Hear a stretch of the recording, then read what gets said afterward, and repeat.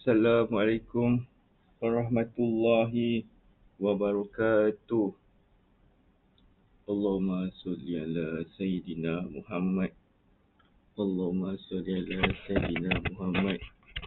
Allahumma salli ala Sayyidina Muhammad ya Karim. Baiklah. Itu saya ada bincangkan tentang membahaskan makam perasaan. 4 makam perasaan. Tapi perasaan tu dia dalam Quran dia mengatakan perasaan tu lebih kepada perasaan hasad dengki, perasaan negatif-negatif. Hawa nafsu, hasad dengki, hawa nafsu, perasaan nafs,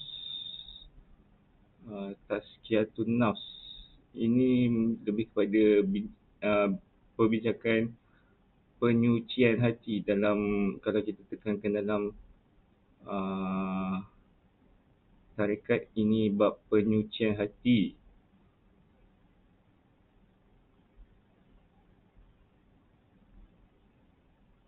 Baik.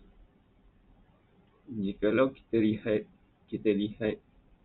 refer daripada kata dalam kitab Al-Imamun Nawawi, anak murid beliau yang bernama Ibnu Arabi,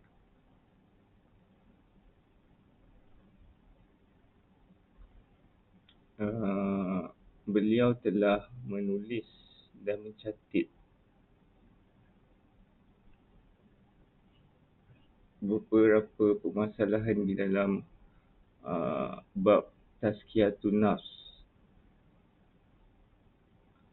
Apabila seorang ingin mendekatkan diri dan ingin menunjukkan sifat kehambaan terhadap Allah Subhanahu Wa Taala,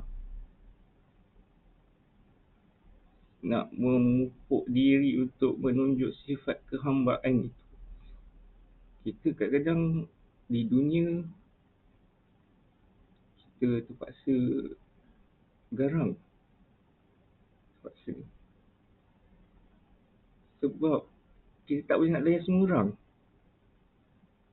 Kita faham je. Tapi saya akan tekankan kepada bab tarekat.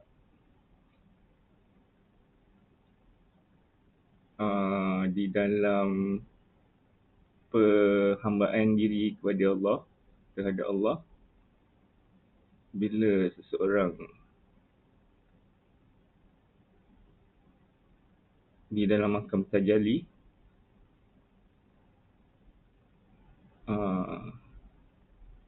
dia akan mula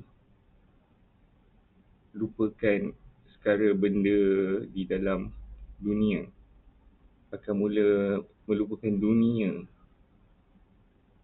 Contoh, limtat, seorang peniaga tat, dia tidak akan inginkan apa-apa jenis kemewahan di dunia ini hanya untuk sesuap rezeki yang sesuap nasi, bekalan daripada pagi hingga ke petang, ke malam saja, sudah mencukupi. Itu limtat.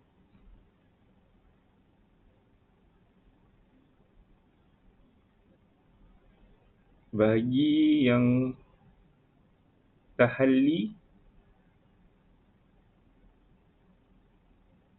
saya rasa makam penghambaan diri mereka sudah hampir.